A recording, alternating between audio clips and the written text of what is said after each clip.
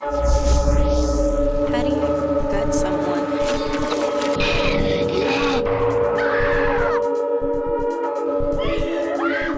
Always trust my gut. Hello and welcome to Gutted. I am Aleece. And I'm Tony, and we are here to spill our guts about horror films.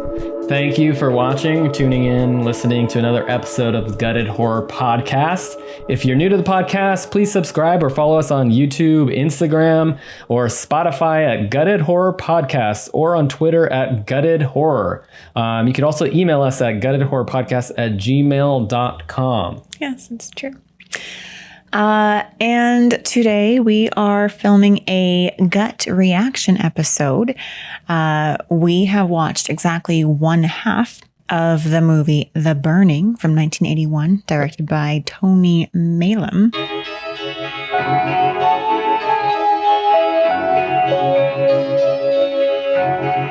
Oh, yeah. It's been on our list for quite a while, so we thought we would do, that'd be perfect for a gut reaction episode. And I really like, we've only done this one other time, but I like the gut reaction format because there are so many horror movies that I have not seen. And this gives us a chance to try to test our horror movie trope knowledge. Yeah, it's kind of fun. It kind of plays like a game. And last time we did this, we got a little kind of loose and wild with our point system. Okay, so. we did it with Ghoulies. And if you've seen Ghoulies, you know there's quite a twist of an ending. Yeah, spoiler. We are way off in Ghoulies. So but we should start by just giving a brief recap of what we've seen so far and kind of how we feel about it. Right, and this movie came out the year after the first Friday the 13th. Yeah. Which came out in 1980, and this one was 1981. Yeah, so The Burning, and we're at summer camp. Blackfoot. Yeah, that's where we start. There's teenagers pulling pranks. Mm-hmm. A lot of these same tropes. Very reminiscent of Camp Crystal Lake. Yeah. Yes. And it's called Camp Blackfoot. Yeah. We have 5 boys. Mm-hmm. 4 of their names we know. The ringleader, I don't think they ever said his name. So there's a ringleader who's like, we got to get Cropsy, who's this big poo head. Cropsy is sort of like the camp he's the caretaker. He's the camp caretaker. Like the groundskeeper. Well, his little cabin says caretaker. So, and he's always like running around, I guess, with like hedge that's sort of like a groundskeeper, right? Yeah, he's the cropper. He's the crop. He crops the plants. Okay, so he makes crops the camp look nice. Yeah. Okay. But I guess he's an alcoholic. Ooh. And we see his cabin. It's like full of. It's kind of a hoarder. He is a hoarder. He's got cans of gasoline and he's everywhere. Totally unkempt. Sleeping in squalor. He's got like sparse, like unkempt hair, and poor guy. Who knows what his backstory is? He's definitely seen better days. Yeah. But these 5 boys are like, oh, Cropsy's a jerk. We're gonna get him. We're gonna scare him to death. And this group of teenage boys are probably like, he was mean to me. Yeah, so let's go scare him. Yeah, typical teenage boy hijinks. Yeah. And they get a freaking like skull. We have their prank is spoiler alert. We have already alerted for spoilers, right? Yeah. So we're definitely going to spoil the first half of the movie right now. So. Yeah. So if you haven't seen it, make sure to go back and watch. So their big, genius prank is they have this like semi-rotting skull with worms crawling out its nostrils and a candle sticking in. And I'm actually wondering if they found this skull or if they crafted this skull. Because if they crafted this skull, it's pretty good. They get an A+. Yeah, really nice crafting. Found a very realistic skull. They cover it with moss. They found some maggots, put some maggots on it. Yeah, and if they found it, that's a different story. Leads to another creepy kind of subplot, maybe. Means that we need a prequel. Yeah, we need to figure out how these Where did the skull boys come found from? the skull. And why are they just so nonchalant about it? Yeah. Anyway, they rap on the window. They're like, "Ow!" and like they're tapping to like. And this guy is just like, he's out cold. He's probably like in a drunken. And to me, the creepiest part of the scene is like the escalation of like the rapping on the window, and these boys almost like mob mentality without like thinking about this poor man's life. And this is the opening scene. It's the opening scene, and Cropsy wakes up, sees this hideous, aflamed skull, and scoops it onto his own bed, and is quickly It's two lit up. candles too. It's not like the thing is like Ghost Rider flame. No. It's like two little candles or like three little candles placed on Yeah, the skull. but because he's kind of living in this hoarder's Squalor. paradise where his bed is like nestled in just like made of crammed full pure of kindling. gasoline and bottles of vodka and He's got like a blanket of like dryer lint. stuff everywhere. Yeah. So he goes up in flames pretty quickly. Yeah, immediately. And so does his entire cabin because there's a giant barrel of gasoline. Yeah. I think the cabin actually explodes at one point. Does it? After he leaves, I think it like kind of erupts. Oh, I don't know. It is always funny to me when there's like a fire scene in a movie and then Something explodes. The thing explodes, but it's like way unnecessary. I think when we watched Child's Play. Oh, okay. Yeah, we also watched Friday the 13th 7, and there was there was a necessary explosion. Fine, I guess that exploded. Anyway, we're getting off topic here. Anyway, poor Cropsy, he's done for, but he fortunately does get to drop and roll. He doesn't stop, but there's like a hill. He falls down a hill. He falls down a hill, and so he rolls. Into and I the thought, oh, river. good, he's rolling. That might extinguish the flames. It doesn't. He finally falls into like the lake. Yeah. And then he goes out. And the boys are just like, oh, shoot, what did we do? Anyway, cut Prank to like. gone wrong. Oh, shoot. What wrong could happen? Camp Let's go about our hijinks. lives. I know. What were they thinking? Cut to like a week later and Cropsy's in the hospital. Yeah, we don't see him, but We don't he's in see the him. hospital. We see a nurse and maybe a new doctor. They're like two kind of talking about orderlies. him. Yeah. And there's like the cocky orderly who's like, you got to see this. Yeah. This guy is cooked. He's a Big Mac. I thought that scene was interesting because it was kind of like telling the viewer, like, hey, what you are about to see is going to scare you. Because he's kind of telling the doctor. So Yeah. the doctor is kind of like. But then the at audience. first he's telling the doctor, and then the way that the camera shoots the point of view. it's He's just looking at the shooting camera. straight at the orderly who's so cocky, and he's looking Yeah. right at us, the audience, and he's like, "You gotta see this." Yeah, and he's already telling you, he's like, this is something you've never seen before. And Yeah. this is. And then gonna be Cropsy crazy. grabs the cocky orderly's arm, and he turns from cocky to cowardly like really quick. He's just like screaming, like, "Don't you work there with that patient?" Like, very unprofessional. And I think I made a comment when we were watching that, like, they still need to treat him, right? Like, how would that patient Yeah. feel if, like, his nurse is just screaming? Just like- Like, he probably needed water. He's probably parched. or he's in pain or something. Yeah, like amp up the morphine. Yeah, it's just neglectful hospital. This orderly's just like screaming. And the other one runs away. So it's like, no wonder why this guy's getting like, a bad like stigma against the world. Like, he's just like cruel world that I live in. Yeah, and then later on, there's this sort of like inner dialogue of maybe things that Cropsy Like has 5 years heard. later, as he's being released, like all these like doctors all and these nurse voices. phrases that he's heard, like you shouldn't be mad at the Yeah, kids. don't be like, mad at the kids. It was an accident. Let go of your anger. You will heal. Sorry, the skin grafts didn't take. It's like bad, and don't be angry about this. Don't be pissed. Yeah. Don't be petty. But I really did like that voiceover. That voiceover was like really nice to like hear his inner dialogue and all these memories, and you can really see how it's building this psychotic person. Yeah, and they're not showing you him yet. They just see show his you his arm arm, so you in the see- wheelchair. Yeah. Yeah.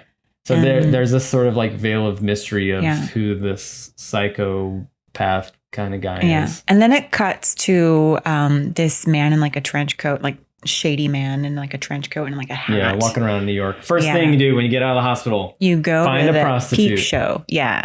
You go downtown to the seedy underbelly and you find out where the ladies of the night are. Yep. And he finds one. And at first she's like, haha, come on in, buddy. Oh, you like the lights off? Don't worry. Keep your hat on. It's all good. Yeah. And then she sees him and she turns from like cheesy to like petrified pretty quickly. And yeah, she quickly realizes what's going on. yeah. And then he I grabs have to his say, scissors. like, because she just has like, her bustier or like her bra on and her belly's exposed. Tom Savini did the special effects. Yeah, for this we didn't film. mention that, but that's very important to this film. I was like, and when he like stabbed the prostitute in the gut, I was like, wow, that belly looks really accurate.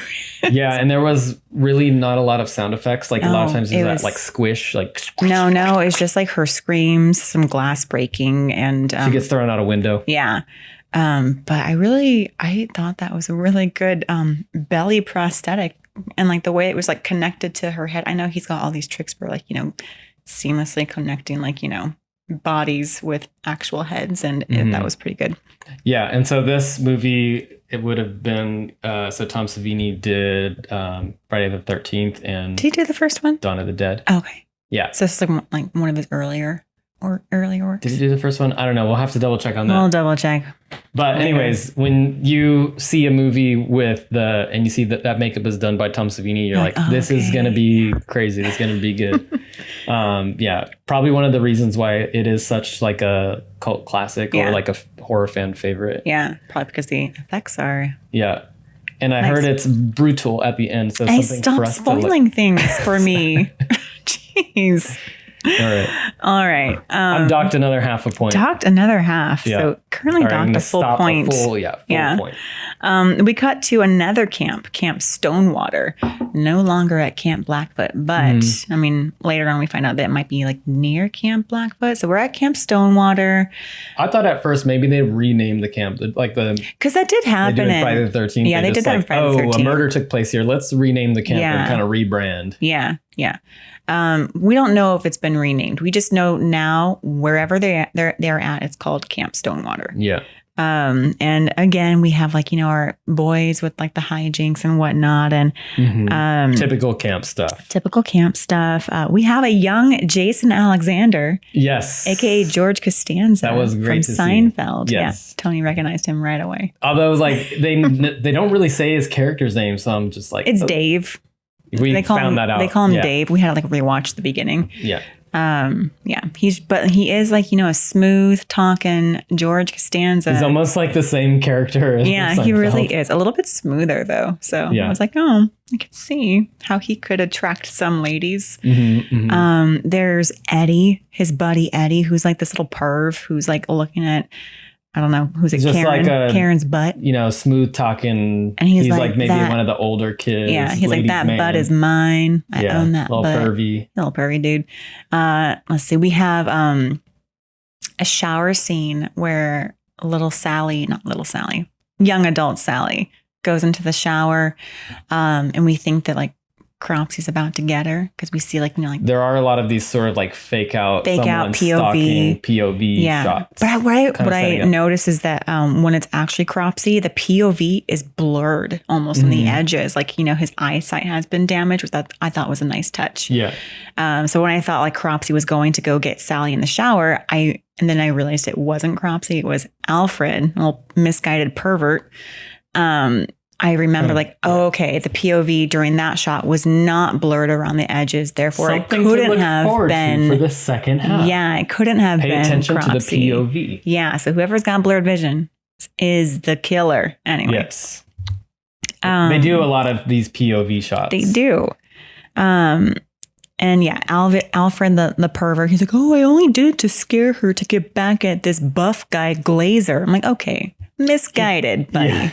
You don't go peep on a girl because you're mad at the guy that has a crush on her. Ugh. It didn't make sense that he was like, I was only trying to scare her. Yeah. I don't know. It seemed like a really thinly veiled excuse. Yeah. And Sally's crying. I actually thought the acting from the Sally actress was pretty good because she did look legitimately upset and traumatized that some guy was in the shower and wouldn't leave, according to her report. Yeah. And Michelle, who's I think the camp counselor for the girls, she's upset. She wants Alfred kicked out, and Todd, who I think is the camp counselor for the guys, counselor man. Yeah, he's I'll talk to him. It's fine. And Michelle's oh, you always see the best in people. Todd's don't worry, he's just a kid. All kids do this. He's I'll take care of it. No, I'll take care of it. And then she's okay. And then she hugs him. Yeah, whatever. Anyway. And then Todd tries to go talk to Alfred. And he's hey, I get it. I got sent home 5 years ago for a prank that I pulled. Interesting tidbits. Yes. What has Todd 5 done? Years ago? Yeah. And so lots of little clues here. Around. Yeah. Meanwhile, everyone's getting ready for this big 3-day canoe trip. Yeah. We didn't name some of the other characters. Oh, yeah. I think we named Jason Alexander, who plays Dave. He's Dave. Eddie is his pervy friend. Yeah. Alfred is the the nerdy pervert. Yeah, and then Glazer's sort of like Glazer's camp the bully, meathead. the tough guy. Who really likes Sally, who's just like, I'm cute. And I think I like Glazer too. And then her friend is Michelle. The camp counselor lady is Michelle, I think. Yeah, she kind of looks like Cheryl Hines. Kind of does, yeah. Yeah. I had to look to see if it was her, but she kind of has that same look. And then we have Todd, and then we have this younger girl named Tiger who has the worst. Oh, you actually caught her name? Tiger, yeah, because they kept okay. calling her, and she was wearing like a tiger shirt. I'm like, wow, someone really likes tigers. Is her name really Tiger, or she's just into tigers? She has this terrible like Dorothy Hamill, like that figure skater, like haircut, which is like super full and out at the sides, not attractive. It's definitely like I had a hard time kind of keeping track of all of the lots characters. Of names, yeah. But Tiger, I remember because she had a tiger shirt on. And we have Woodstock played by Fisher Stevens. Okay. Who you might have seen in other movies, such as Hackers. One of my favorite movies ever, Hackers. Yeah, he plays the Plague. I did not recognize. Villain. He's quite young in this. So I didn't recognize him at first, but he had this scene when they're in the mess hall, and he's like, "I gotta go get my vitamin E because I'm the jerk off king" or something like that. Is that why he needs vitamin E? I think that's why. They didn't really explain it. I thought maybe it's for like his acne. Oh, okay. I don't know what it was. For like healthier skin. He's being like championed by Dave, by Jason Alexander's character. He's like, this is my guy. He's the best guy at jerking off. I don't know. Quite an accolade. Quite an accolade. Shall we get moving on to our predictions? Let's do it. Did we come to the point where... okay. So we're still kind of talking about the plot a little bit. And we kind of mentioned that... Or we segued a little bit and just started mentioning the characters. But we have kind of like camp antics. Camp antics. Some people are... romantic interests. Yeah, and then there's also a lot of like the young camper boys trying to get with the camper girls, and there's this sort of like flirtiness going back and forth. Eddie's into Karen, Glazer's into Sally. I think Sally's into Glazer, so that works out. Dave's into a brunette who's kind of like a no-name character, but they were flirting in the mess hall. Dave is into everyone. He's definitely into everyone, but he kind of was like, and I noticed she's in his canoe when anyways, so like, are you gonna spoil more things? No, that was a spoil. That was for me watching. Oh, okay. I was trying to be observant. Right. There was a canoe. Okay, anyway. And Todd and Michelle, I believe, are into one another as well. Yeah. Meanwhile, Alfred is just like watching everyone with this very creepy stare. And they're kind of egging Alfred on the whole time. They're trying to like get him to build his confidence, maybe. Yeah. They're like trying to teach him how to swim. They play a prank on Glazer. They shoot him in the ass with a... Well, Woodstock shoots Glazer in the buttocks with a pea shooter. With a pea shooter, which is like a BB gun. And it actually looked like it penetrated his skin. Yeah, I was wondering if they actually shot him because that was a really good looked like reaction. A real gun, too. Yeah, it did look like a real gun. Which is kind of funny. It's like, oh, yeah, that would never happen these days. Hey, it was the 80s. Yeah, just pull out this thing that looks like a gun and shoot another counselor. But anyway, so like... plot-wise, we see them opening. They're doing all the just like camp antics, but then they do finally move on to the canoe ride. Right, so that's like the plot point, right? Yeah. So they finally go on this 3-day. They're going on a 3-day canoe trip to Devil's. What's it called? Devil's Island. Devil's Island or something like that. I wrote it down. What is it called? And Devil's Creek. Yeah. At one point, I think the main adult, who's like more adult than Todd. I think he's like one of the head supervisor is like rattling off all the rules about this trip for just the older kids. So we know that none of the younger kids are going to die. Don't worry. Yeah. All the younger kids have to stay behind. They'll stay behind. And he's saying, stay with a partner who's a good swimmer. Make sure there's one good swimmer in the boat. And once you get there, there's no getting back home easily. So we know that. I missed that part. But he was like, once you get there, you can't get back easily. So they're stuck. Yeah. And it's a 3-day trip. Wow. Yeah. So we cut to like, they're on the canoes. The canoe, like 3 or 4 canoes paddling out. We have some banjos they're playing in the background, each other. splashing. One of them canoes sinks. Yeah. Still fun. Still having fun. Good old time. Yeah. That's what made it seem so fun. I was like, I really want to go to summer camp. In a sunken canoe. Everything except for the sort of like getting chopped murder with giant thing hedge clippers. looked Yeah. really fun. Yeah, it does look fun. Yeah. Lots of hijinks, lots of food fights. Yeah, food fight in the mess hall, playing Getting baseball. shot in the butt with BB gun. Yeah, trying to impress the girls, trying to impress the boys or something like that. I don't know. Yes. And then I think shortly after the canoe ride, we cut to Karen and Eddie in the woods. What about the campfire? Oh, story? right. Okay, before Karen and Eddie, there's a campfire. This is like right when they get to Devil's Creek. They get there to Devil's Creek and they're all in this campfire. And Todd is telling this story. He's like, 5 years ago, there was this thing that happened. There's a caretaker named Cropsy who was a big jerk. And he's like saying all this bad stuff to Cropsy. He basically just recaps the opening scene. He recaps the whole opening scene. And he's like, and Cropsy's still out there. I don't know. And then all of a sudden, behind Sally's head, you can see this giant blade lift up behind her. And you're like, oh no, there's a blade. Yep. And then it turns out to be freaking Eddie in a mask. Yep. Like a terrible mask. Classic setup with the false scare. Yeah. I think that happens in Friday the 13th. Many a movie. As well. Yeah. Yeah. And they're like, ha ha ha, you're so funny, Eddie and Todd. Good job. You really got us. And then we cut to Eddie and Karen. Let's stop. They are in the woods. Eddie is pressuring Karen to, get more intimate with him. And Karen's like, oh man, like her inner dialogue, I am assuming is like, I don't want to do this, but I do like Eddie and I don't want him to like not like me anymore. So it's the classic story of like, this guy is kind of a or what's the word for that? He is like a little philanderer. Yeah. And she's like, I want you to like me. And he's like, oh, girl, I like you, but you gotta like give me something. Cause like, this is just camp. It's no big deal. And she's like, okay, fine. Anyway, and then we cut it off because that was halfway. That was the halfway point, and then we stopped there. So we have these two teenagers who are going into the forest to possibly have sex. Yes. That sounds to me like they are both going to die. Is that one of your first predictions? It is, but it might be. Okay. It might be. I mean, yes.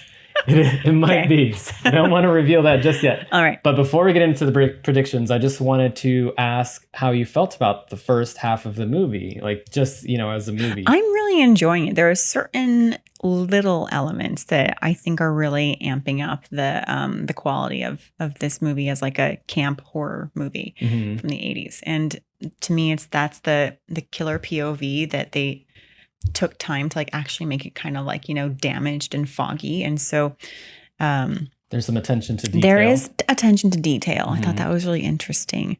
Do you like the dynamic amongst the characters? I mean, it's like typical. It's whatever. I'm okay with it. I don't hate it.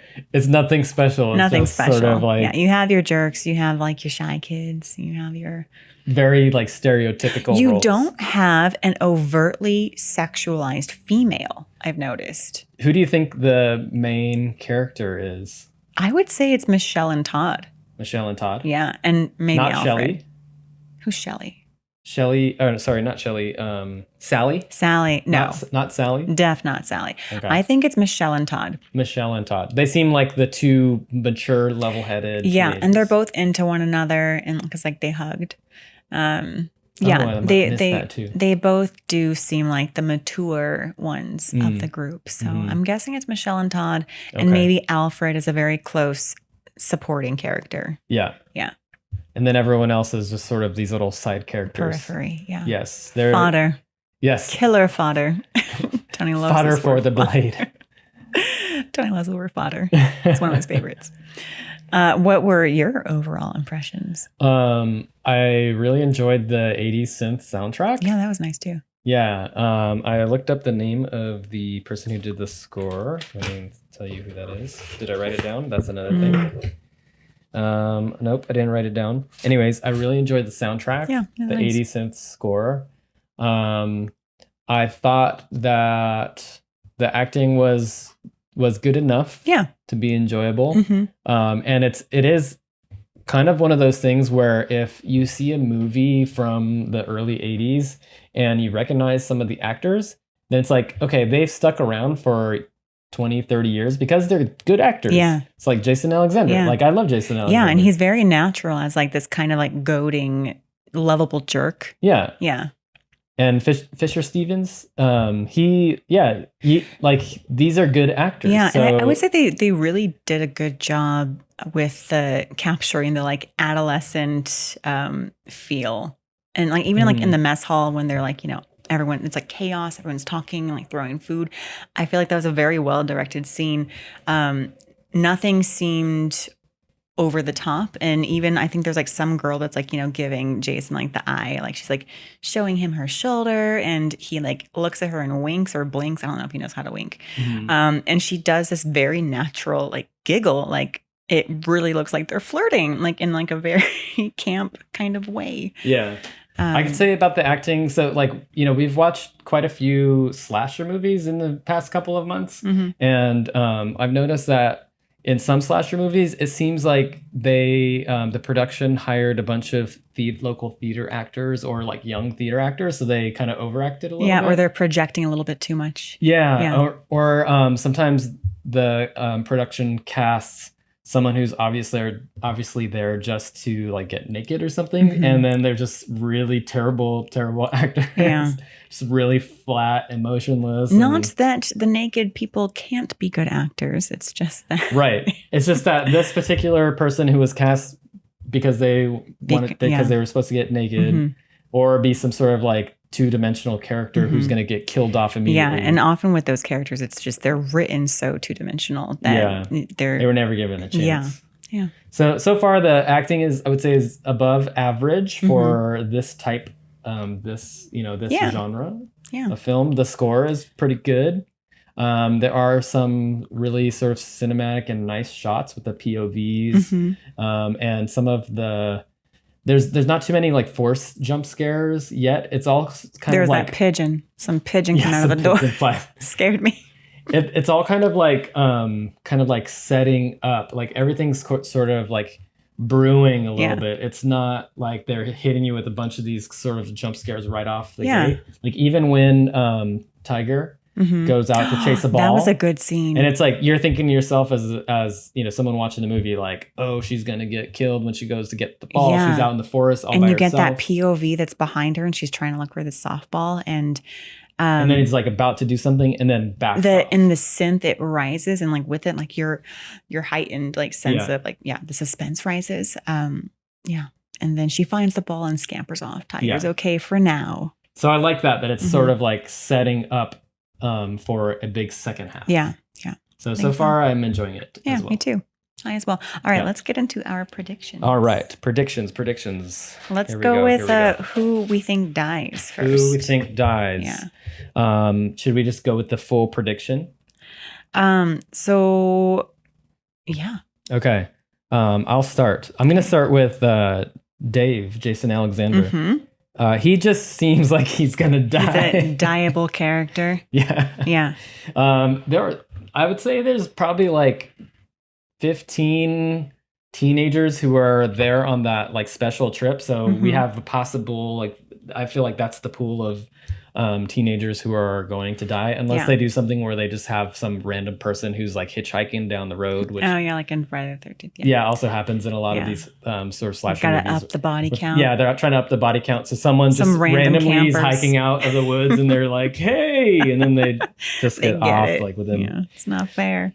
So I predicted that Jason Alexander's character, who is named Dave, is going to die. Yeah. He's going to be impaled in the chest in the woods while thinking he's going to get lucky with someone. Yeah, that's a good prediction. I think maybe he's going to make eyes at that nameless brunette lady. I should say nameless. I just don't remember their character's name. Yeah, I don't think they gave her a name. She was really just like... But I noticed that she was in the same canoe as Jason Alexander. When all right. Yeah. That's a good prediction, actually. Nice. Yeah. So, and impaled in the chest, I don't know. I just kind of guessed. I'm like thinking like, what kind of effects might Tom Savini do? Yeah. And I think that's what fueled my predictions. Yeah. Okay, that's a good, a very educated guess. Thank you. I also guessed that Dave would get it. Ooh, okay. But because of the way I wrote it, I got confused, and so I did not actually predict how he would die. So I don't get a point for that. That's all right. Well, you could just come up with something on the spot. right now. Well, no, because you already told me what you think is going to happen. And so I feel like, yeah, it's Did pretty... you not write how they die for all of them? No, I wrote how most of them die. He's the only one I did not write. That's okay. If you don't write it, so that's fine. Dave is going to die. Who knows how? Okay. Mystery death. Yeah. I also think that Woodstock, a.k.a. the Plague from Hackers, is going to die. Yeah. He's going to die. I think he's going to get shot in the eye with a gun. Sort of a playback to the prank. Because he was the one that had the pea shooter and shot Glazer. So I think there's going to, maybe his pea shooter shoots him in the eye. And I don't think that would kill him. Maybe it like blinds him enough so that the killer can like stab him. But I think he will get shot in the eyeball. We do know that the killer has the garden shears. So I feel like that's going to be the main mode of, offing these camp counselors. I think so too. I also had that Woodstock was going to die. I put that he's going to die in his bed / tent while he's doing some masturbatory activities. Oh, yes. Because that's, And that he's going to get his throat chopped. That was just kind of a guess. Like I do feel like there are going to be a lot of throats chopped. Because the shears, they have the ability to, I feel like they could stab, they could slice. Or chop. They could chop. Yeah. So I have a feeling that he's going to get chopped in the throat. Yeah, that's a good guess. Yeah. I have that Eddie and Karen, this is a twofer. And I'm thinking because I think they are the very next ones to get it. Because right when we stopped it, they were in the woods talking about like possibly hooking up. So Eddie and Karen are going to possibly go skinny dipping in the lake. And Karen's going to be like, I'm over this. I don't want to sleep with you or hook up with you right now. So she's going to get out and leave him in the lake. Eddie's going to get chopped in the lake. Chopped. Yeah. And then Karen is going to go into the woods and think someone's following her. She's going to think it's Eddie playing a prank again because he did the prank at the campfire. She's going to be, Eddie, don't. This is stupid. You're stupid. And then she'll get chopped in the woods.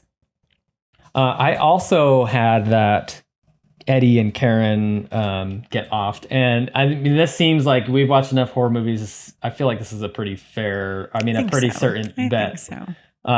There are two teenagers who are about to have sex in the woods. That's just like classic. Yeah. And just like, even if they don't have sex, just the thought of sex, right? You're done. They're done. You're not pure. Yeah. So I put they're going to die while having sex in the woods. But then I also wrote Eddie goes to pee. Like he's like they're done, and then he's like, "Yeah, I gotta go pee." And then he gets it in the genital area. I don't know why I put that. It's kind of like I feel like you had that prediction. It's probably not going to happen. I had that prediction for the last one we did for Ghoulie. It didn't happen. I was just. I think maybe just us as audience members we're brutal. We're wishing the worst upon these poor counselors. How dare you have sex? Yeah. And then I put Karen is going to get stabbed in the gut after running away and falling down multiple times. Oh, just like the hooker. Yeah. Yeah, she's going to just like be fleeing. She's going to see Eddie dead. She's going to start running away in the woods. At least 3 times she's going to fall. Yeah, she's going to just keep tripping. Yeah. And then she gets stabbed. There are lots of rocks in the woods to trip on. Yeah. So well, also a lot of my predictions are just kind of like stock ways to die in a slasher film. It's funny that you mentioned the going to pee after, intimacy, because I have Glazer and Sally. Yeah. Where they hook up and then Glazer gets up to go pee because they're in a tent and they hooked up and Glazer's like, I gotta pee, babe. And he leaves the tent. He's kind of crass. He's like, be right back. And he's guy. Like, yeah, he's peeing against the tree and then he gets chopped. I didn't say in the genitals. But you're hoping that he gets chopped in the genitals. Probably. Or in the buttocks, right where he got hit with the pea shooter. You're about the callbacks, I know. Yeah, I love callbacks. Yeah. So he's gonna get chopped in both buttocks. In both buttocks. I think that would be in both butts. A brutal way to die, to get chopped in the glutes. He's going to get chopped in both glutes. Oh, and man. Sally is going to be, cut back to Sally in the tent with her little sleeping bag. And she'll be like, hello, Glazer, are you done yet? Glazer, hurry up. And she hears like woods, like little twigs snapping. She's like, Glazer? And then chopped right through the tent. Like it doesn't even unzip, just like chopped. Oh, one of those scenes where you just see blood splattering across. Where like the hedge clippers, we see the shadow of the hedge clippers from behind her, and like the tent's behind, like she's in the tent, silhouette of the hedge clippers, and then straight through the tent lining into Sally's head. Kind of like in Prom Night when they're in the back of the stoner van. Oh yeah, and like they fall backwards. Yeah, the killer. Yeah. If you haven't watched our Prom Night episode, go back and watch that in case you missed it. I also have that Glazer dies. He is going to be chopped in the stomach. There's going to be a gut spill. I feel like Tom Savini is known for his gut spills. I guess there will be a gut And he spill. seemed like the perfect character he's kind of to have his gut spilled. Yeah, he's kind of like a tough guy kind of thing. Because they do really like his abs. So it's like, yeah, this is what all your hard work did. Nothing. Yeah. Gutted. Yeah. And I feel like it wouldn't be a Tom Savini effect movie without a little some entrails of some sort. I actually have that. I predicted that Sally survives, and I might have misread this, but I thought maybe she was being geared up to be like one of the main characters, like the final girl. Yeah, interesting. But maybe I misread that. I have that she survives, but I didn't really write any other reasons for that. I think I just was trying to figure out like who's the main character, who might be the final girl. Interesting. Is this movie going to follow the tropes of final girl? I mean, I feel like it is going to. I feel like it is because it was just a couple years after Halloween. Yeah, and right now it's like everything about the movie is saying that it's following the slasher tropes. Yeah. You have the camp counselor. I mean, it's like pretty close in story to Friday the 13th. Yeah. But I think very different cinematically and tonally and all that kind of stuff. Yeah, I agree. Yeah. And I have that Tiger. I think Tiger's on the trip because, I mean, they have that hair. Yeah, I think so. And they keep showing her. Not sure, yeah. There's a lot of characters They keep track keep of giving her. Tiger a close-up. I don't particularly like this. It's her haircut. Hate it. I predict that she's going to die. Death by hanging. Oh, okay. Because in the boys' cabin, in the background, there's a stuffed tiger that's hanging by a noose. Wow. And so I think attention to detail. I think right they there. are foreshadowing that Tiger's going to get hung. Who is the author who has the thing about, it's like a playwright who has, if you have a gun on the wall, it's going to get used. Yeah. You've been reading a lot of Chekhov. Yeah, the loaded gun theory. The loaded gun theory. If you see something in the background. The Chekhov's gun theory, yeah. Chekhov's gun, yes. Okay. If there's something in the background that has to be used, or, I don't know. Or the writers or the producers trying to sneak little Easter eggs. Yeah, or something. And it was like a well done noose, too. It wasn't just like a string around a neck. It was an actual freaking noose around this tiger, this stuffed tiger. So I didn't see the killer as being having to be creative with his kills. I thought he was just going to stab everybody. Thought so too, but I just thought, okay, the tiger with the noose in the cabin, it just seemed too like too pointed. Now that you pointed that out, that seems like a very good prediction. Very pointed, yeah. And if there is no hanging of Tiger, I'm going to be very disappointed. I don't even know if that character's name is Tiger. It is Tiger. Oh, okay. You were paying attention to that. Tiger, get the ball. And she's wearing a freaking tiger shirt in the cafeteria. Oh, one of those characters. Okay. Yeah, one of those characters. I also put that character dies, but I put her character as other friend and then in parentheses bad haircut. Thank you. And then I just put stabbed in the back. I don't know. I was just thinking about generic ways. Yeah, I just need that. I'm basically just like rolling the dice and seeing what happens. So that's pretty good. Yeah, just kind of ways that characters die in horror movies. But I'm glad that I know her name is Tiger now. It's Tiger. And I have one more character that's going to die, and it's the main camp supervisor, like the old guy. Old guy. The older guy. Okay. The oldest guy that we've seen that like rattled off the rules for like the canoe trip.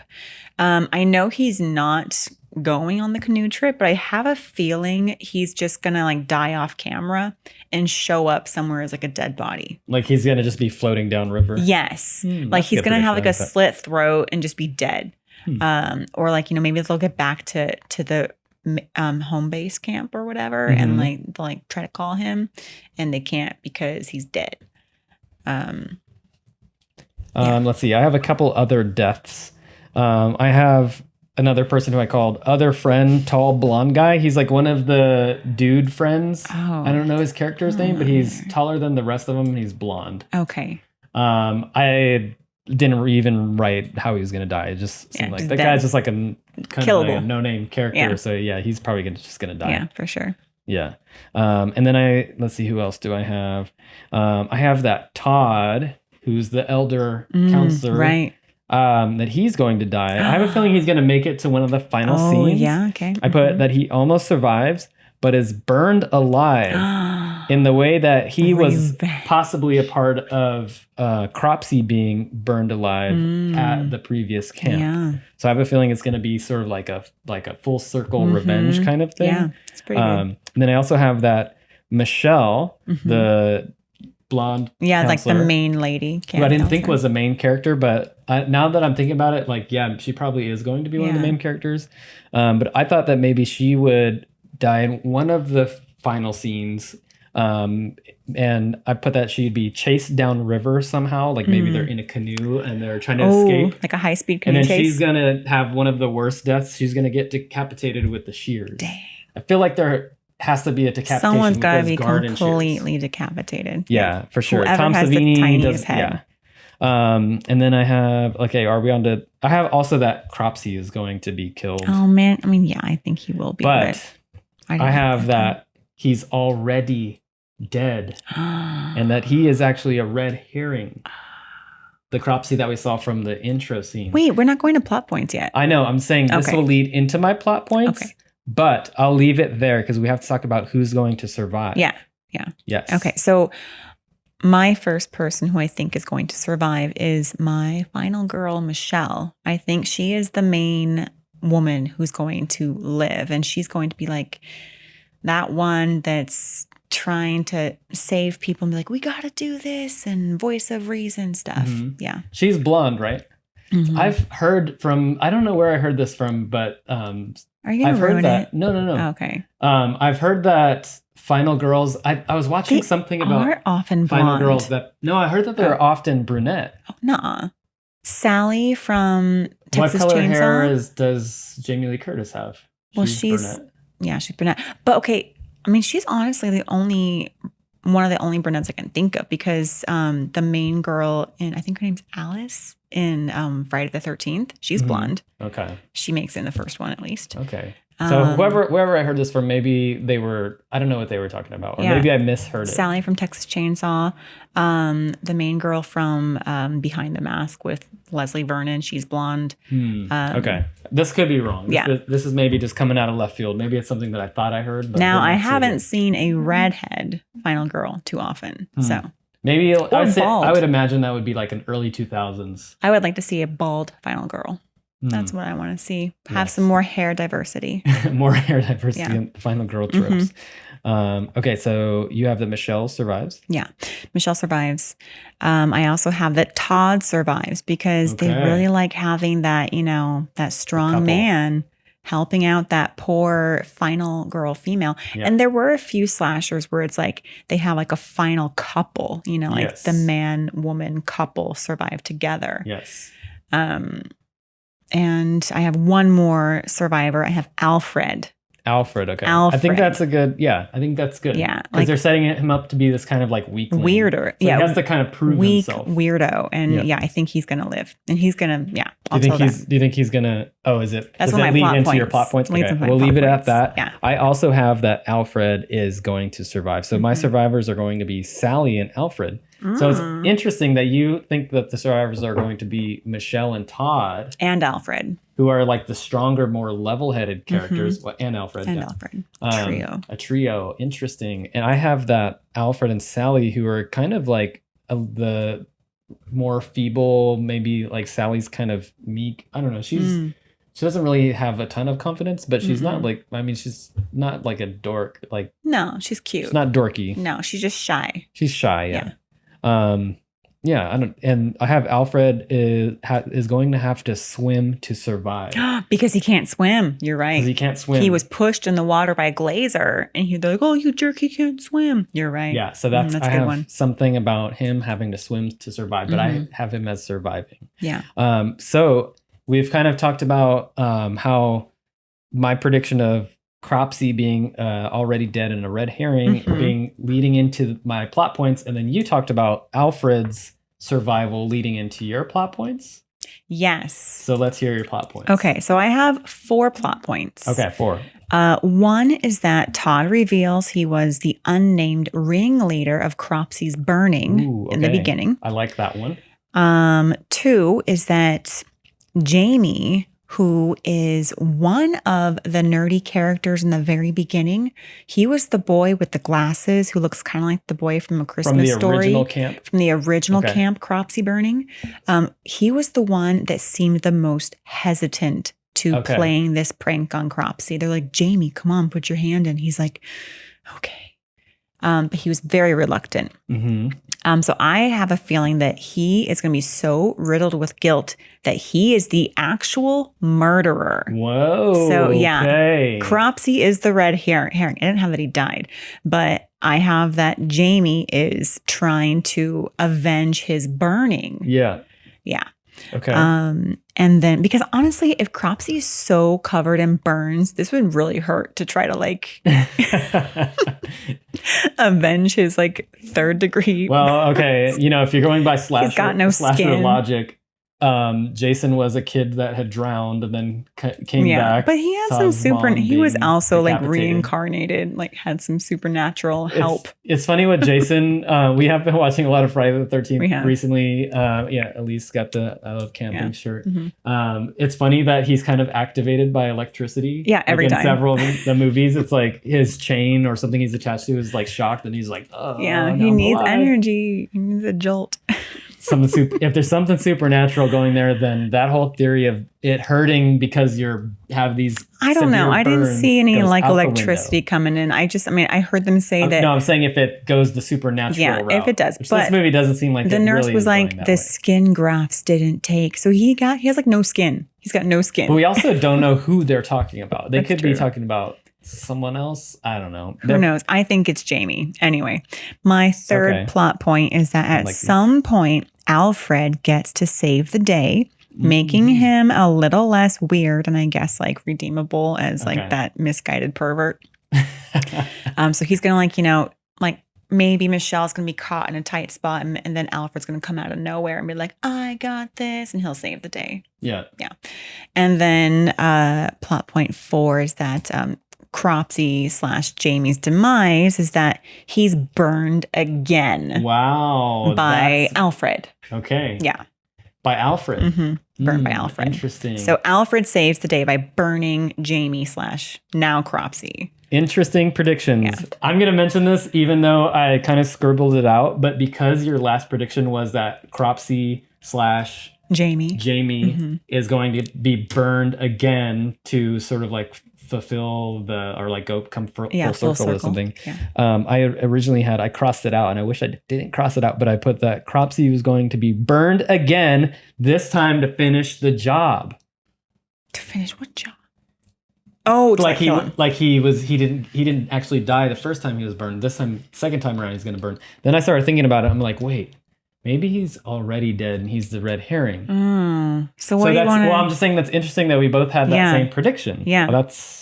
So wait, okay, you have some like contradictory predictions here. Yes, I know. So which one do you want to get rid of? No, I already said I crossed that one out. Oh, okay. So I had it here and I crossed it out that he was burned again. And then I went with he's already dead and he's the red herring. And then I had that Todd was going to be burned alive. Oh, Todd almost survives but gets burned alive. And then now this goes back to my full circle prediction. Okay. Where the killer is not Cropsy. Kind of what you were thinking. Who's the killer? The killer is Todd. Todd is the killer.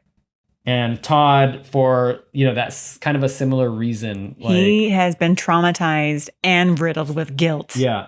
Interesting. Yeah. Have we been watching a lot of the same movies? Probably. Yeah. I'm guessing this is where our similar predictions are coming but at like different from. times. I assure you that we didn't discuss this beforehand. No. For those watching out there or listening, this is just Interesting. coincidence. This is why we Wow, watch this is movies why we're together. married. Oh, this is why we watch movies together. All right. Cool. I like wait, this. I have two more Oh, you do? plot points. Wow. Yeah. I went to my third plot point because that was okay. the biggest one, only Yeah. because you said it and I was just like, It's like, whoa. yeah, that's it's pretty okay. similar. My first one's kind of boring. The first one is that the group of teens decide to go back to Camp Blackfoot to go check it out. No. I mean, I was thinking like, all right, how are they going to? Because they were talking around the campfire. They were talking about how Camp Blackfoot was burned to the ground. Oh, okay. Back. and okay. these camp counselors, they're all about like scaring each other and Okay. pulling Yeah. pranks. No, that's a and good one. I thought you hijinks. meant back to Camp Stonewater, but no. What's going on at camp? How are those kids doing I was back like, at who Camp cares? Stonewater?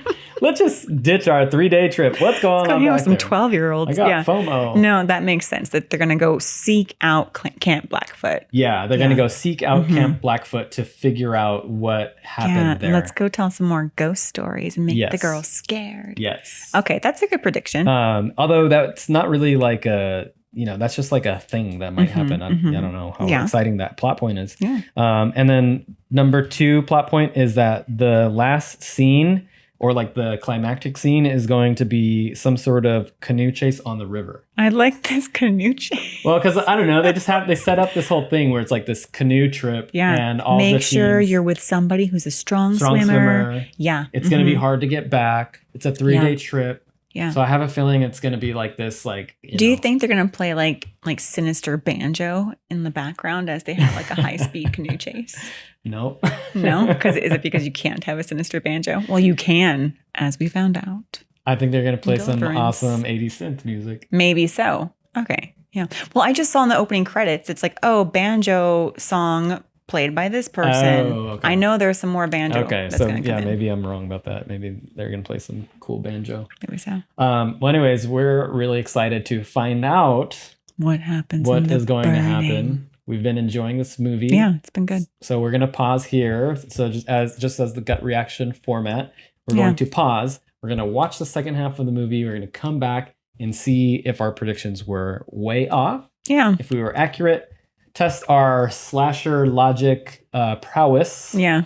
and Yeah. See who wins. see who wins. This is not really a competitive thing, but last time we did points, and I think we ended in a tie. I think last we time. did tie last time, which I mean, And it seems like we have a lot of similar predictions. Who knows what's going we to could tie happen? again. Yeah, I'm just excited to see the second half of this movie. Yeah. It's been on my list for so long. Yeah, even though I feel like you kind of already know. No, I don't know. You don't know? I truly don't know. Okay. No. I know something big's going to happen. That's all that I know. I thought something small was going to happen. Yeah. Like, oh, everyone goes to bed. Yes. All right. We will see you in a few.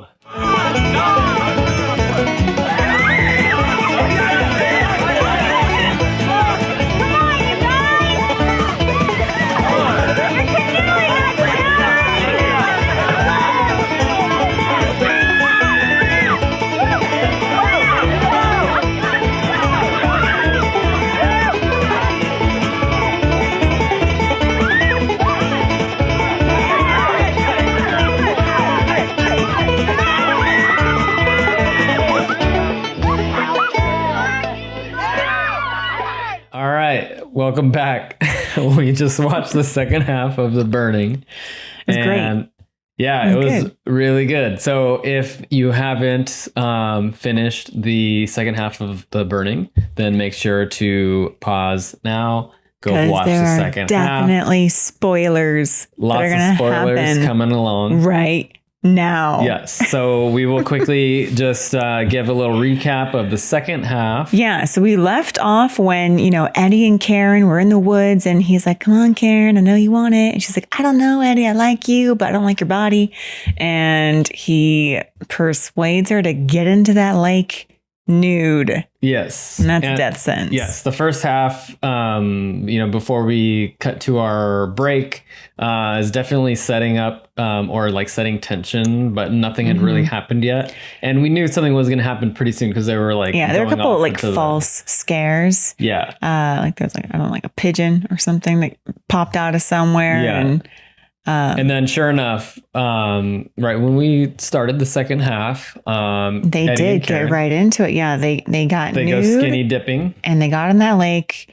And Eddie's being very forward and pushy. And Karen's like, oh, I'm only doing this because I like your mind. And she doesn't want to do it. Wait, she likes his mind? You know, because I don't. Is that what she likes about him? I don't she know. likes She's him. confused. She's very confused. I don't think she ever said, I like your mind. Well, that's like the subtext that I'm inferring, because she likes him, but doesn't want him in that way. So I'm guessing that means that you like their mind, right? I don't know. I think she just knew how him. Eddie. She likes Eddie. She likes his personality. I mean, I feel like, mind and personality go hand in hand. So she likes his personality, but not when he's being very pushy, like in the lake. And he finally gets PO'd because she's not doing what he wants. And he's like, fine, get out of here. And he splashes her very petulantly. And she's like, Yeah. ended. And then she takes off. She leaves, and then she's like, crap, where are my clothes? And she's like crying. She's like, come on, guys, this isn't funny. And there's like a little like scavenger hunt for her clothes. And my own Cropsy's he's got a sense of humor. Puts one shoe over here, another shoe that way, panties dangling on a tree. Yeah. I am glad that he left her shoes first. Very thoughtful of That Cropsy. is thoughtful, because I mean. Or, we also at this point thought maybe it's not Cropsy, maybe it's someone else. The friends? Oh, I don't know. I was pretty sure it was Cropsy. Well, I had predicted that maybe it was Todd. And you had predicted that maybe it was one of the previous campers from the original camp from Camp Blackfoot. Right. But regardless, I felt like it was the killer. Yeah. Okay, so I feel like it was the killer by this point, because we had like the foggy lens that was like peeping on them in the lake. And she finally finds her panties. I think she finds her shirt, and then Cropsy gets her. Or the killer, the unknown killer at this point, gets her. Yeah. Poor Sally. Yeah. And I thought Karen. Sally. Yeah, Karen. Karen. Oops. It's Karen. Okay. Yeah. I'm jumping ahead. Karen. Yeah. Poor Karen. Poor Karen. And it's like, it's not fair, I mean, if you're following like the horror tropes of whoever has sex dies, she didn't do it. But yeah, I mean, if you think it, even if you think it and you get the slightest bit nude, she got completely nude. Yeah. And then we totally thought that Eddie was going to be next to go pretty quickly, but he's not. He made it. He took a nap somewhere afterwards. Yeah. He's just Eddie, wake sleeping up. in the Where's woods. Karen? He's like, what? She got mad for something stupid and whatever. I don't know where she is. Yeah, that's always, this is like pre-cell phone days. So anytime anyone takes off, it's like they got mad and stormed off. Yeah. We don't know what Well, I mean, happened to even her. if they had cell phones, they probably wouldn't have service. So Yeah. that's the good thing about The Woods, is that even a film, like if The Burning was remade today, you could still have that whole like, oh, there are no cell phones, you can't call them. I mean, maybe. Or in horror movies today, they always have to have the batteries just about to die. And then when something happens, the battery dies. Yeah. And like when you're in the middle of the woods, you can still have the same amount of no technology as you did back in the 80s. Yeah. So that's what's cool about camping movies. So Karen's gone. she gets off. Eddie, She's cut. he's sleeping Taking in a the little woods. snooze. But Alfred, was he peeping on them, or am I jumping ahead? No, you jumped okay, ahead. I'm jumping ahead again. Then they're like, okay, where are all the canoes? I think like Michelle and Todd are grilling Eddie, like, where are the canoes? The canoes are gone. He's like, oh, I think Karen took all 6 of them. Or they think that maybe she let them go by accident. Like, yeah, she took one canoe and the other 5 floated away. Either way, they're trying to figure out what happened to Karen. Yeah, and Michelle's like, Karen wouldn't go back to the main camp at night. And like, this is odd. Something weird It is seems going off, on. but they're accepting it. Yeah, they're accepting it. And they're like, well, can't we just walk back to camp? And they're like, no, it's super far. So right. So they've established that That's the only way optimal. back is by boat. they or have to canoe. make a raft. Yeah. And so now they don't have any canoes. They know that like they should probably get back to camp and just check to see if Karen's back there. Todd, being the crafty Boy Scout he is, decides to construct a raft. Well, I don't think he constructs it really. He like has like a a bunch of group lackeys. activity. He's like, you get some wood. Yeah. So everyone splits off to find wood. And that's code for Glazer to find Sally and, make his move. And Right. Sally is a little bit more wanting than Karen was. Sally really does like Glazer, and she doesn't look like she's having a very good time with him in this moment. I have to be honest. Well, she's also telling Glazer, like, cool it, buddy, cool it. Well, kind of, but then they find a sleeping bag and they get busy in the sleeping bag, and she's like, "Oh, this isn't that fun." And he's like, I promise it'll be better next time. Yeah, I know. He's like, "I'm sorry, He's it all wasn't talk. that Glazer good." all talk. I do like that he admitted, he's like, "Yeah, it'll be better next time." And she's like, "Okay, there can be a next time." He's like, "Really? That's awesome. All right, I'm going to build you a fire, girl, and I'm going to warm you up." Yeah, Glazer has an interesting sort of like back He's really character romantic, story. you know, like It's like he it's almost like he has to live up to being this like tough guy, he's but got he to knows live up he's to it. He knows he's a big not quite softie, there. Yeah. and he just wants to keep his lady warm and comfortable. And so he's like, "I'm going to go back to camp, another camp, not the camp, but like some camp where Alfred's sleeping." And to steal some matches to come back so they can cuddle up next to the fire. yeah. So he steals the matches, and then Alfred wakes up and he follows Glazer. This is when Alfred comes into play. Okay. Back to his peep and Tom ways. Yeah. He follows Glazer because he knows where Glazer is. That's where Sally is. And where Sally is, she's probably naked. So. Yeah. But Sally gets Sally's sleeping at the moment under the sleeping bag. Yeah. And Glazer like sneaks up on her. He's like, "Oh, well, girl, you sleeping?" But she's dead. I know. So yeah, but Glazer doesn't know that. But she's kind of killed, like kind of off screen. Yeah, like she struggles. Yeah, so she's Cropsy like, "No, comes please with don't." the shears, Yeah. and then she kind of like puts her hands up and struggles a little bit. So and then they for cut all away. we know, maybe Cropsy did run away, and maybe Sally did just there go was to bed. there was still that sort of you didn't see her die. There's maybe. still a shred of hope that maybe Sally just like passed out from fear. Yeah. And so Glazer goes up to her sleeping bed and like, you know, unfolds it a little bit. And then Cropsy pops out of the sleeping bag. Yep. And I'm like, wow, he was able to like share this little sleeping bag with Sally, and like, it still looked like one person. Very, very sneaky. Cropsy is clever. Clever and Crafty sneaky. and clever, yeah. And he pops out and he like stabs Glazer. Let's see, how does he kill him? I think he gets him like right in the neck. Yeah, I think he does. And he gets him in the neck and kind of like lifts him up off the ground and pins him to a tree. The shears go actually through his neck and through his back. That's right. Yeah, that was cool. Yeah. Yeah, it was actually a pretty good effect. Good job, Tom Savini. Yeah. We watched like a little behind the scenes after. From you. Yeah, he like constructed these like new shears, like went around the neck and like under the collar and came out the back. That was pretty neat looking. Yes. But Alfred sees the whole thing. He's like, "Oh no, I'm scared." Yeah, so Alfred freaks out. He goes back to grab Todd. Yeah, he tells Todd. Todd doesn't really believe him. He's like stop, like you're making stuff up, and then Cropsy pops out and slashes Todd over the eye. Well, after they go back to check it out. Yeah. They go back to check it out. So Alfred actually convinces Todd, let's go back, check it out. And then that's when they have a run-in with Cropsy. Yeah. And it's sort of like a near miss kind of thing. Like Todd gets slashed. He's obviously okay because Alfred just like, bolts. He's running through the woods. And I think Cropsy does pursue Alfred, but loses him. Todd's okay. Yeah. And then I think we see our rafters, right? Yeah, then this is when, before the break, I was kind of talking about like, I heard that there was some crazy scene and I thought that it was going to be in the climax of the scene. Yeah. But the scene is actually the scene that comes up next. Yeah. Which is the raft scene. Yeah, the raft scene. So they have this little makeshift raft that, Todd organized. So they can go back to camp. And there's like 6 of them. 5 of them. 5? Yeah. So it's, we have Woodstock. We have Eddie. And then Dave, aka Jason Alexander's love interest, is on the raft.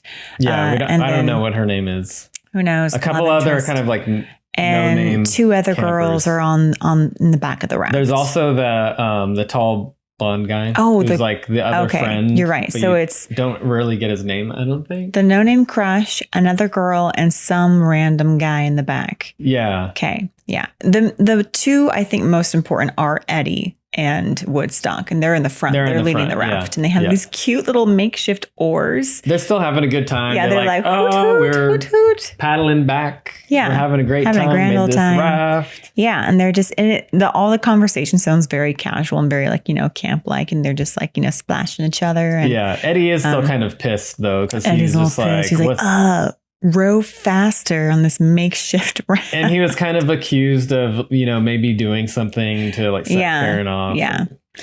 So they're having some playful arguments, but still having fun. And then they see a canoe. They're like, oh, there's the canoe. That must be Karen. Yeah. There's our canoe. There's the canoe. And the way that it's shot, like we just like slowly creep up on this canoe. And you hear like the kids like hooting and hollering and splashing. They're having a great time. And then the music gets Kind of builds more and a little more bit. intense and like Yeah. layers on top of like the joyful voices. Yeah. And we get closer and closer. And as an audience member, you're kind of expecting like they're going to find Karen's body. Yeah. 'Cause I'm we like, already know she's Karen's dead. in there. And Karen's it's going to in be there. this big like Yeah, a jump big scare. reveal of like Karen's Dead ugly body. and chopped up. But then they get closer and Woodstock's like, okay, I'm gonna get in, you guys.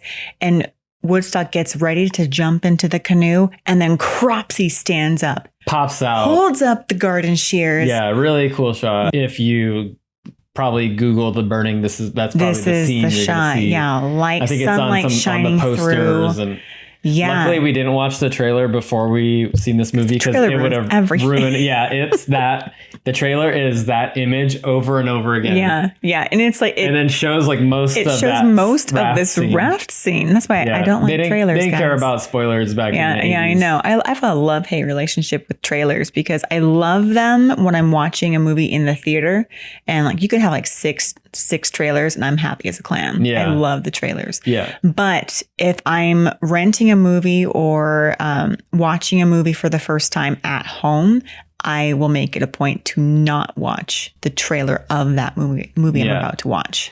And I think one of the things that makes this scene surprising is the fact that there's 5 kids on this raft, and they're kind of helpless. They're like floating down the river. They're not really anywhere to run. Yeah. So they can really do nothing. So they all just get slaughtered. They get slaughtered. Woodstock has his fingers chopped off.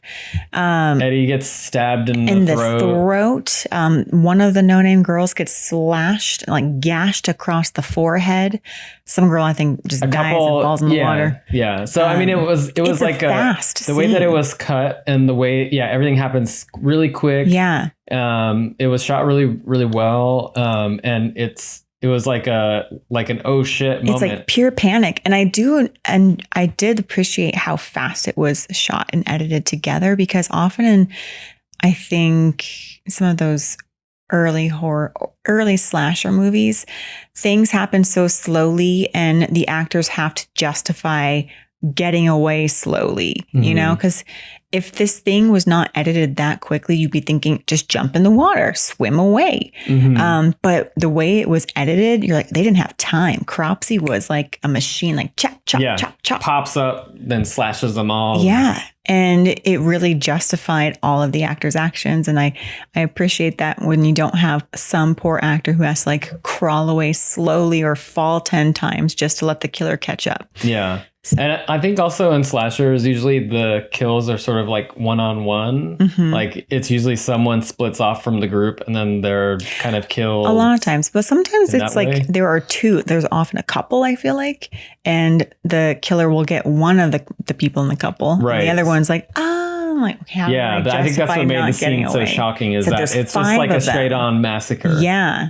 5 against 1, and you believe it. You believe Yeah, that and it's they like didn't stand a I'm also chance. thinking like, why is he in that canoe? Did he know they were coming? And He's- then maybe like swam out in the canoe. He was taking a nap too. Okay? I mean, he's probably like stalking them the whole time, so maybe he knew they were going Is to it? be. Oh, they're making a raft. I'm gonna get in this canoe. Or They'll maybe he's like find trying to me. stop them from getting back to camp. Yeah. Like he saw them take off and then quickly like ran through the woods, got his canoe. Yeah, And then and he's I like, mean, oh, he they're is a gonna... pretty severe burn victim, so I imagine that he still needs to rest every so often. Oh, so you think he was just taking a nap? He's tired. No, I think he was clever and cunning. Okay, so fine. he knew He's like clever if they and saw one tired. of the canoes floating in the river, then maybe they'll come Yeah, after he it. really planned ahead. Yeah. Yeah. Smart. Smart Cropsy. Yes. Smart maniac. Wasn't given enough credit back in the day when he was the drunk caretaker. Yeah. He had a lot of time to kind of stew and think about his actions. And maybe he sobered up in that time too, so he was a little more clear of mind. And then he realized his true calling was planning murders. It would have been pretty pathetic if it's like, all right, this guy got burned. He survived being burned alive, but he's still kind of a stumbling drunk and can't really do anything. And hey, if anything, that incident sobered him up.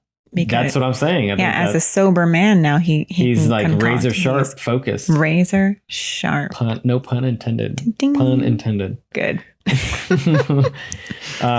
Anyway, so that's the big scene. That was the big scene. Yeah, and I was shocked because I really thought it was Karen. Yeah, and then we have Michelle and Michelle's group. They're like on like a little. It's Michelle and Todd, and they're talking about how they're kind of uneasy about the whole situation and something's not right. It's just them two alone.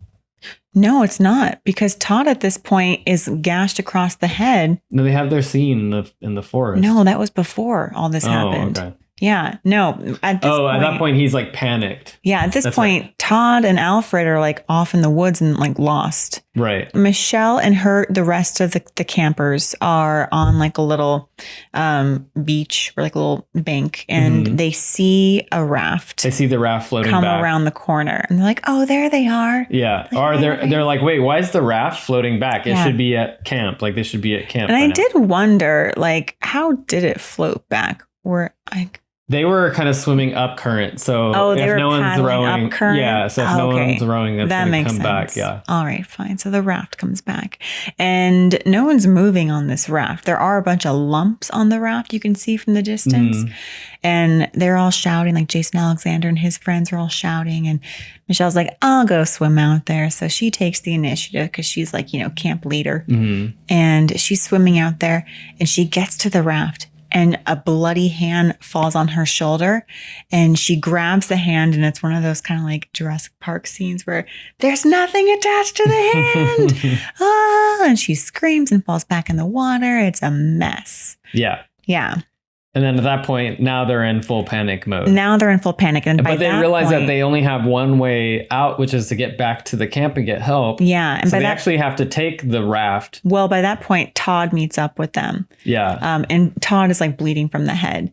Okay. And all the campers are crying. And so Todd's like, "I have to stay here and find Alfred. You guys take the raft back to camp and get help."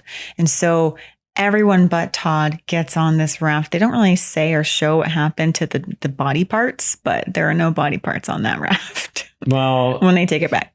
It actually looked to me like the raft was mostly empty and there was maybe just a limb or something. I don't think so. I think it had like... It didn't look like there was a pile of bodies on it. I mean, it didn't look like a pile of bodies, but it did look like a pile of like things. Yeah. Maybe they just kind of quickly sloughed it off. Yeah, they just like dumped it in the river. Yeah. Yeah. Because they know they need to use it to get back to I know. I mean, I kind of wanted to know, like, what did they do? Like, who was the one that had to, like, dump all these, like, arms and legs in the river? Probably Michelle. Yeah. She's the leader. Yeah. So then they take the raft back to camp. They actually make it back to camp. In record time. They do it. Well, they're panicked. Yeah. And then so they alert the like main camp guy. Yeah, the main camp guy. And he's like, "Oh, you guys are joking." And she's like, "Look at them." And they're all crying. And he's like, "Oh, it's an elaborate joke." So they call the cops, and then they take like a little motorboat to get back to Todd and Alfred. Right. Meanwhile, Todd's looking for Alfred. Alfred's still just bolting through the woods. He's nonstop running. Yeah, I did think that was a cool shot though, showing Alfred like running through the woods, and he finds this like the walls of an abandoned mine, and he's just like sweating all the way down his shirt in like pure panic. And then it's a cool shot. Yeah. It was. And then him walking through this mine, just going deeper and deeper. I'm thinking, where are you going, buddy? But and it was very tense. I was like, oh, crap, he's going to be behind any of these corners. Yeah. He does find him at one point and grabs him, but then Alfred kind of like gets away. Good. Yeah. Good. But later, then Alfred and we have Cropsy, Alfred, and Todd kind of in the climactic moment. Michelle made it back to camp. She's like heading back, but she's not quite back yet.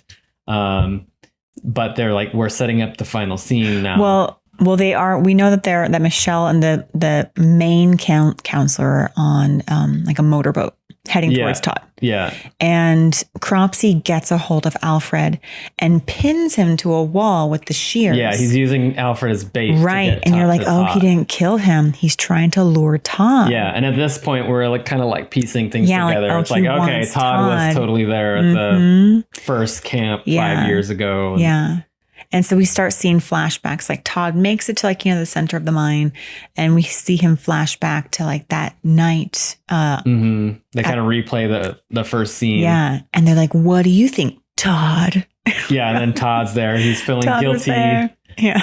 He knows it. And he wasn't the ringleader. He was like some random guy. Like there were 4 boys and a ringleader. I still don't know what the ringleader's name was.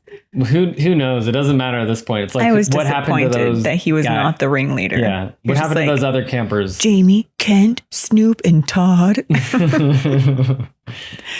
Anyway. Well, Todd was the one that came back to camp. So he's the one who... He's the only one that came back to camp. Yeah. Had revenge sought on him. Somehow, Cropsy got a hold of like the list of campers. I was like, I recognize that name. Todd. Maybe Cropsy was just going back to camp every year and waiting for one of them to come back. Yeah, he's like, someone's going to come back. Yeah, and then he sees Todd. He's like, oh, Todd, I recognize that guy. That's one of the guys that burned me. He's like, it's not the main one, but I'll take it.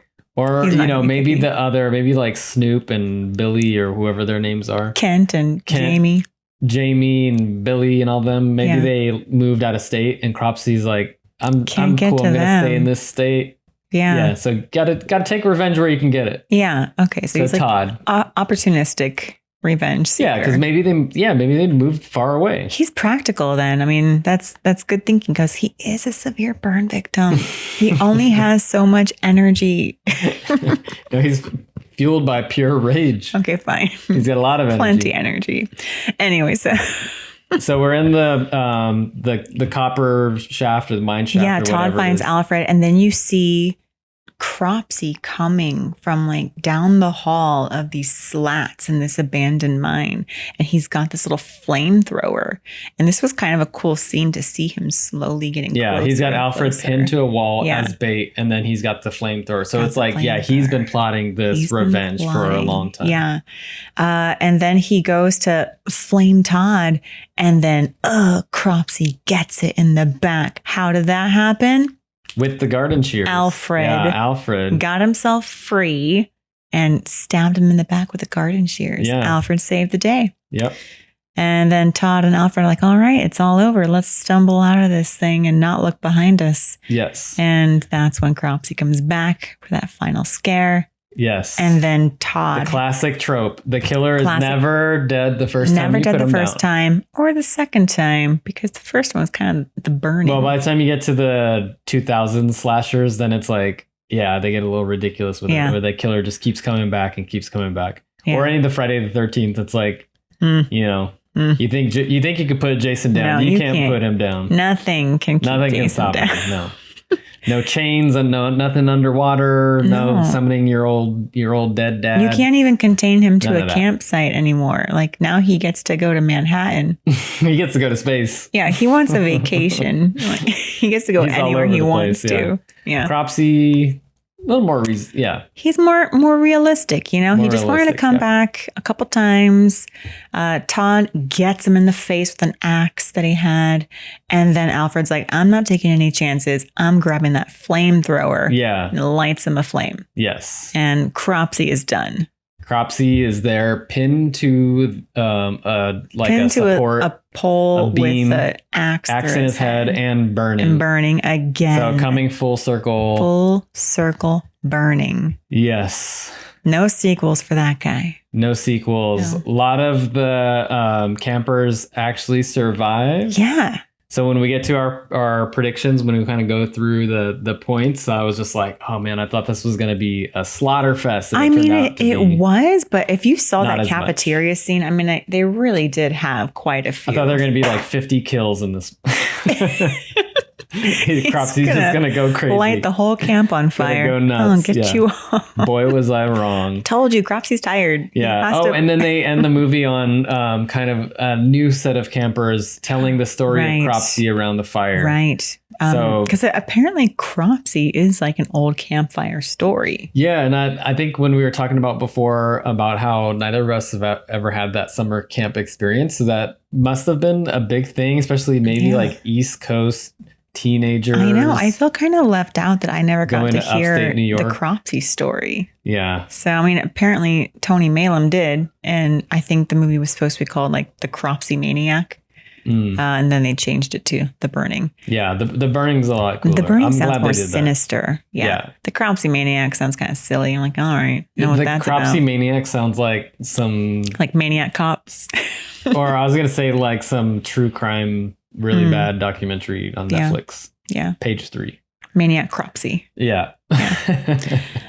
Well, yeah, I like the title, The Burning. Should we get to our predictions? Let's get to our predictions. All right. The moment everybody's been waiting for to see how wrong or right we were. Yeah. And I'm shooting myself in the foot a little bit because... Sally? Well, yes, about Sally. I totally misjudged that. Like 100% misjudged that. But also I kind of had... Cropsy's storyline correct, and then I went back and changed it, and then changed it for incorrectly. Yeah, I was way wrong about the killer. I made it way too complex. And very surprised that Jason Alexander's character Dave survived. I thought he was going to die for sure. Let's go through them. All right, so let's go through them, and we're going to tally our points. We've already kind of pre-tallied just because it did get confusing last time, but we're going to go through and tally it.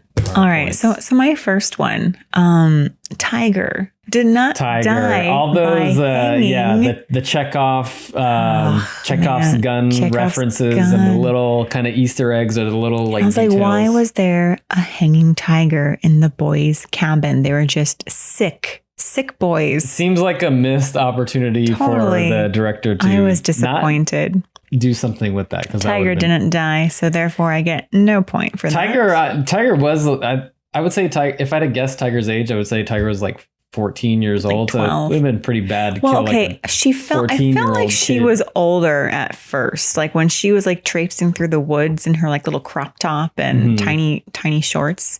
I thought she was older, but then when she stood next to like Michelle or any of the other girls that got killed, I was like, all right, she's pretty young.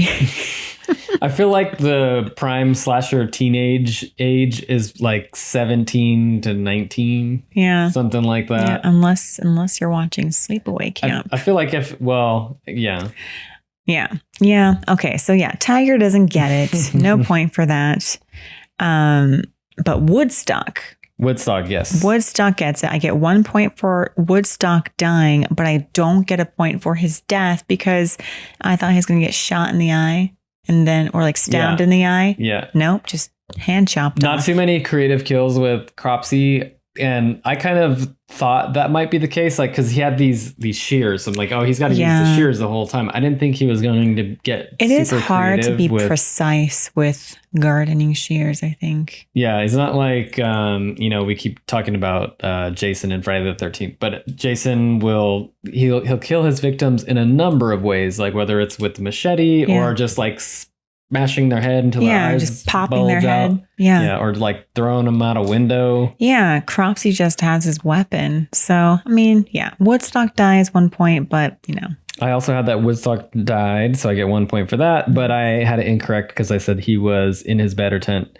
masturbating. Yeah, I mean, that would have made sense too. Getting his throat chopped. Yeah. I was like way detailed on the my predictions. I think we both were, yeah. I mean, I think it's fun to kind of make up the story in that way, but I was wrong. That's all right. I got a point. I'm good with that. My next was Dave. I do not get a point for Dave dying. Do I. No, he gets to live. He gets to live. So that's cool. Yes. What about Eddie? Well, I got a point because I said that he died, but I thought he was going to die in the woods after having sex with Karen. That seemed like a pretty obvious thing. So it was surprising that he got away from that moment, but he did not escape the fate of death. Yeah. I get a point for him dying. I said that he gets cut in the lake. I thought he was going to get cut in the lake while he was like with Karen. He did not get cut in the lake at that point. He does get cut in the lake while on a raft later on. So do I get a point for you can get half a point. Okay, so I get half a point for him getting cut in the lake in general. Yeah, because it was you had kind of the combination of the correct I was in the words, right but area. Yeah.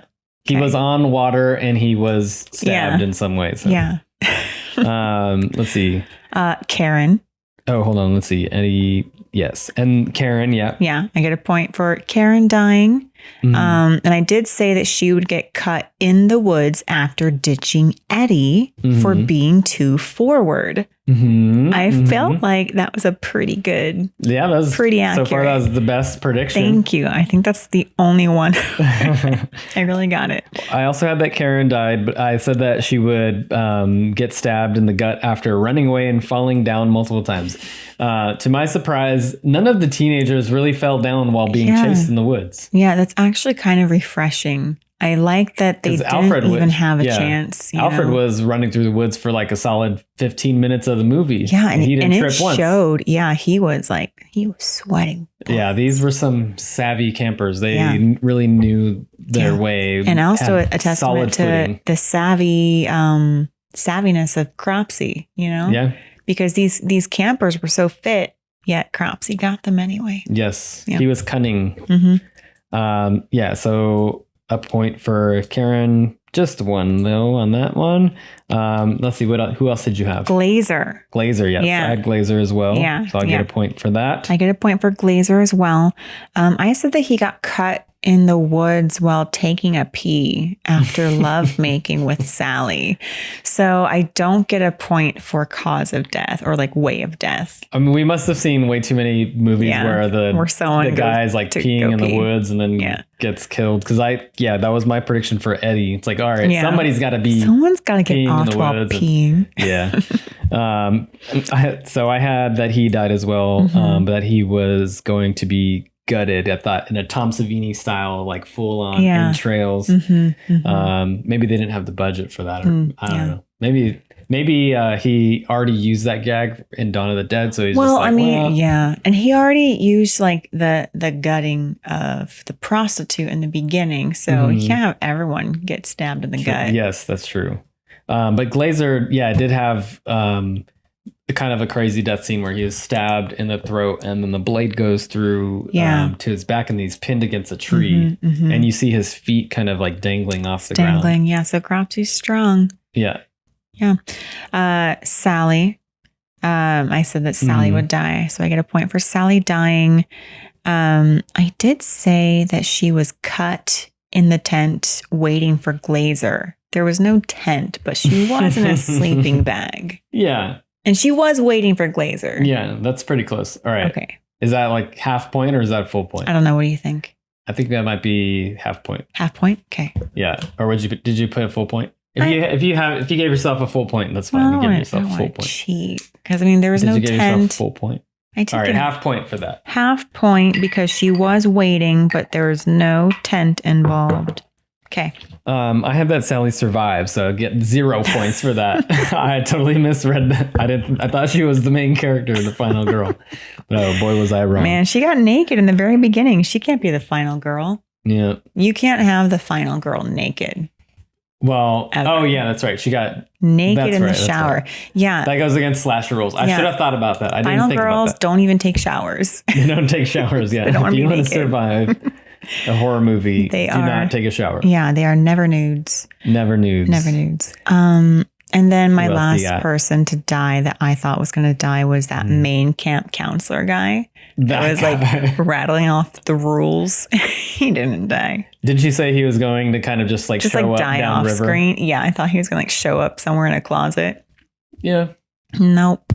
I want to see the rewrite that you would do of this film. I feel like it would be good. Thank you. Appreciate that. Mine would be kind of like a Rambo movie where people are just getting off left and right and the body count's like 200. Mine's going to be all symbolism.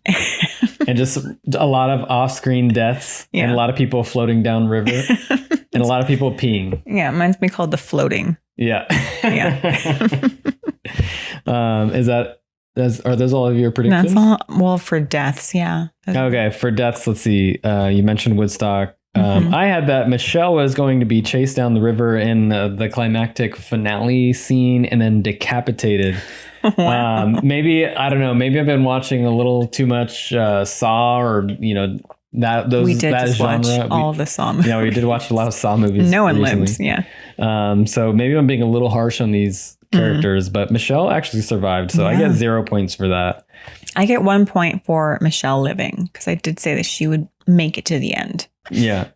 Okay, so you get a point for that. Yeah. Who else did I have? I had other friend Tiger. AKA I didn't know her name at the point, so I put other friend, bad haircut, stabbed in the back. She actually survived, so I get 0 points for that. But I get a point. Very proud of this point for other friend, tall blonde guy, nameless tall blonde guy. And I gave 0 reasons for how he died, but he was on the raft in the massacre scene. So I get a point for that. I'm impressed. Yeah. Pretty good. Yeah. He just seemed like, I don't know. He seemed Killable. Seemed like someone that would probably Cropsy die. fodder. Cropsy fodder. Yes. So those are all my deaths. Well, I did have that Cropsy was already dead. That was way off as well. And that he was red herring. Yeah. Yeah. That was way off as well. That's all right. Maybe I was overthinking it. Maybe I should have just simplified my predictions. But that's okay because I had a lot of fun making those predictions. It was fun. Yeah. For living people, I got those who survived. Who survived? Yeah. So I already said Michelle. Uh-huh. Todd, I said that Todd would live because I thought it was going to be almost like a trio of survivors, like a campfire. Mm-hmm. You need 3 little blocks of wood to form a teepee, Okay. 3. Yes, your movie full of symbolism. Yes. So my very symbolic movie has 3 survivors, like a tripod, like a teepee. And those were Michelle, Todd, and Alfred. And all 3 of them do live. Wow. Okay. Good job. Thank you. I actually forgot to mention, but I had that Todd dies. He almost survived, but was burned alive at the end. Maybe in an alternate version, alternate ending, something like that would happen. But I did get that he was at the old camp. I feel like they were kind of setting that up, and that was fairly obvious. Yeah. I don't get any points for any of that stuff though, because I didn't guess how he died, and I guessed incorrectly. So 0 points once again for me. Although I think I'm doing okay because there were a lot of campers that died. So even though I got a lot of non-points and a lot of mistakes, I still did get some points. Yeah, pretty good. Yeah. And is that it for you? For my survivors, I also had Sally, which I think I mentioned already, and then I had that Alfred survived. So that's a point there. That's a point. And I put that he has to swim to survive, which he didn't. He did not. No. I feel like that was another missed opportunity by the director. As far as plot points, Todd, I had that Todd reveals that he was the unnamed ringleader of Cropsy's initial burning. He wasn't the ringleader, but he was involved. So I give myself half a point for that. Point. Half a point. Half a point. Okay. Yeah. I guess that Cropsy was actually Jamie,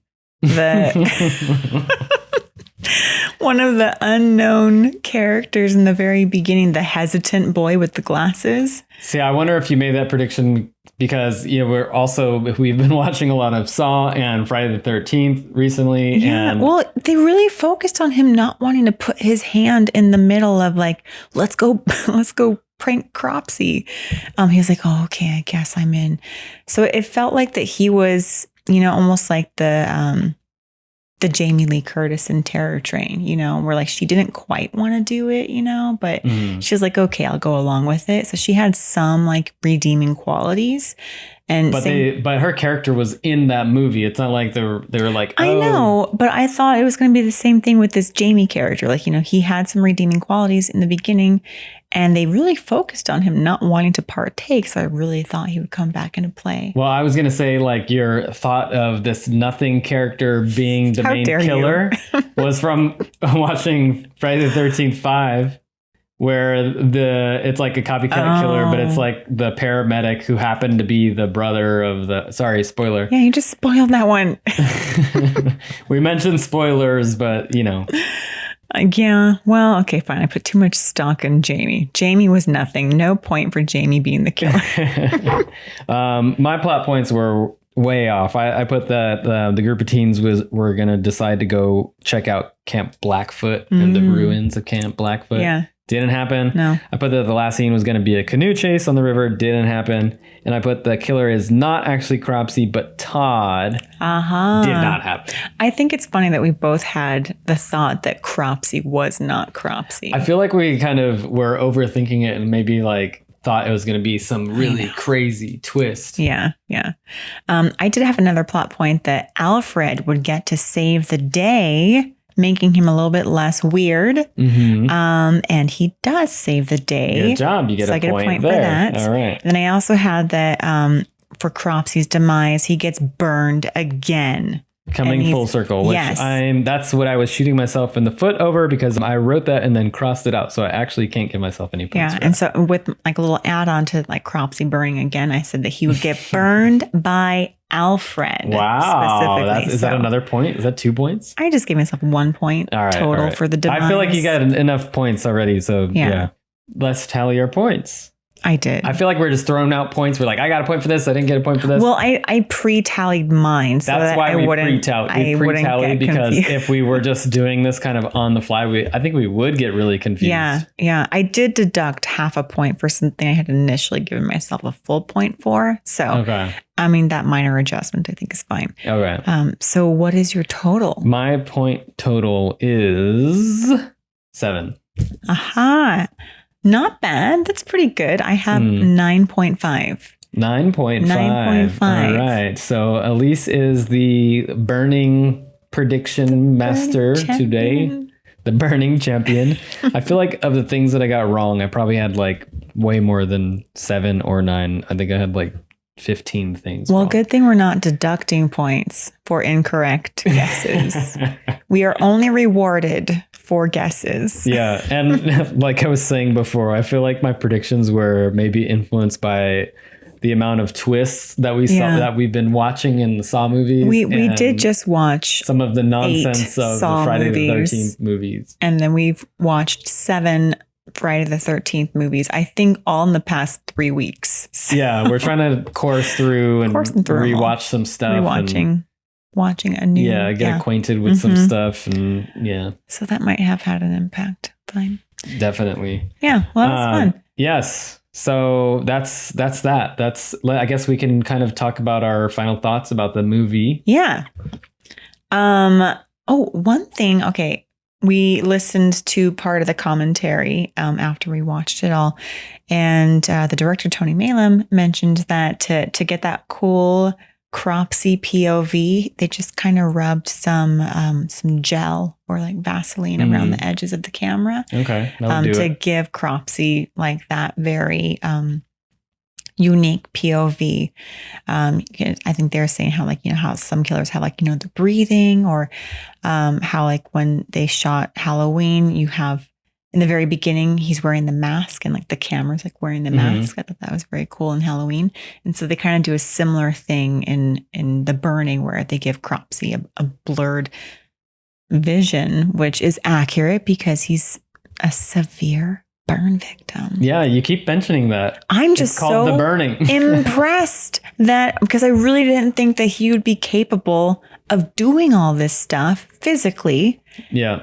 And apparently his eyesight is a little worse for wear. Yet he's these things never stop the killers in these movies. Stop. I mean, once again, I will use Friday the 13th as an example. This boy is not alive. He's drowned. He has drowned, and then he just kind of magically appears, and then cannot be killed. So I think all logic is out the window. I'm thinking with Friday the 13th, Jason did not drown. In fact, he was whisked away to a hospital, but because he looked so like terrible and waterlogged. They couldn't identify him.